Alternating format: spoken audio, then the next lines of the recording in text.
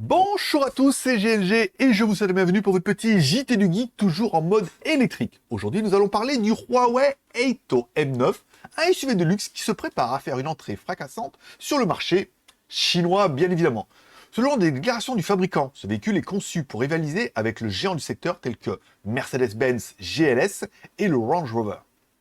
Oui, je fais super bien l'accent américain. D'un point de vue esthétique, le M9 présente une carrosserie bicolore avec une face avant fermée et un groupe lumineux traversant.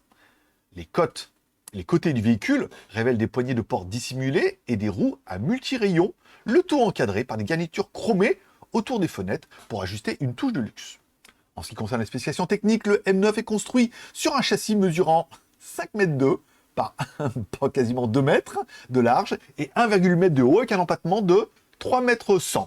Il est chaussé de jantes de 21 pouces.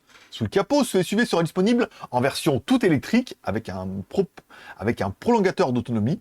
La version électrique sera équipée de 2 moteurs électriques offrant une puissance maximale de 160 kW à l'avant et 230 kW à l'arrière. Les spécifications de capacité et d'autonomie de batterie restent encore à dévoiler. À l'intérieur, le M9 sera équipé du système de cockpit Harmony 4.0 de Huawei et d'un système ADS.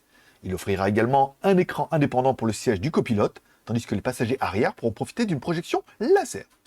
En termes de prix, bien que non confirmé, il est spécifié que le M9 pourrait être commercialisé à un prix compris entre 500 000 et 600 000 yuan, soit environ 68 600 à 82 700 US dollars, hors taxes, encore une fois, en Chine.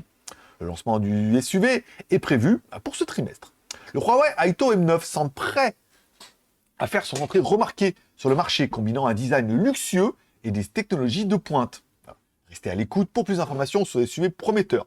Pour en savoir plus, n'oubliez pas de consulter l'article complet sur notre site jtgeek.com. Merci de laisser un like ou un dislike, un commentaire, et de vous abonner si ce n'est pas encore fait.